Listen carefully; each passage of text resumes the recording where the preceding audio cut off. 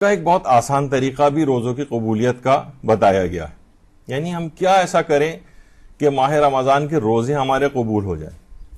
آیت اللہ روح اللہ قرہی یہ فرماتے ہیں کہ روزوں کی قبولیت کے لیے امام زمانہ علیہ السلام سے دستخط کروائیے. اللہم صلی علی محمد و علی محمد.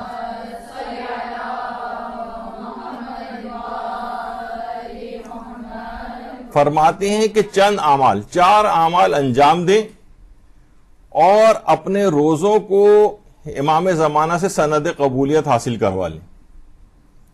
وہ فرماتے ہیں کہ روزانہ افطار کے وقت ان 4 چیزوں کو انجام دیں.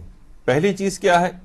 پہلی چیز یہ ہے کہ ایک سورہ فاتحہ امام زمانہ علیہ السلام کی والدہ حضرت نرجس خاتون کو ہدیہ کر. افطار ایک سورہ فاتحہ حضرت نرجس خاتون سلام اللہ علیہ کی خدمت میں ہدیہ فرمائیے.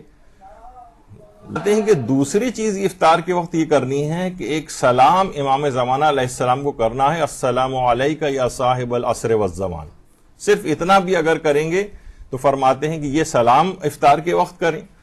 اور اس کے بعد تیسرا عمل یہ ہے کہ ایک سلام امام حسین علیہ الصلوۃ والسلام کی خدمت میں. صلی علی محمد و علی محمد. السلام علیکہ یا ابا عبداللہ الحسین. بس یہ کہہ دیں کہ 3 مختصر اعمال. اور چوتھا فرماتے ہیں کہ دعائے سلامتی امام زمانہ اللہم کن لولیک الحجت والی دعا یہ وقت افطار پڑھیں. آیت اللہ روح اللہ قرہی فرماتے ہیں ان کاموں کو انجام اگر آپ دیں گے تو آپ کا دل حرم الہی بن جائے گا. اور یعنی ہم فرماتے ہیں کہ ایسے کاموں کو ہمیں انجام دینا چاہیے کہ جس سے ہمارا دل حرم الہی بنے.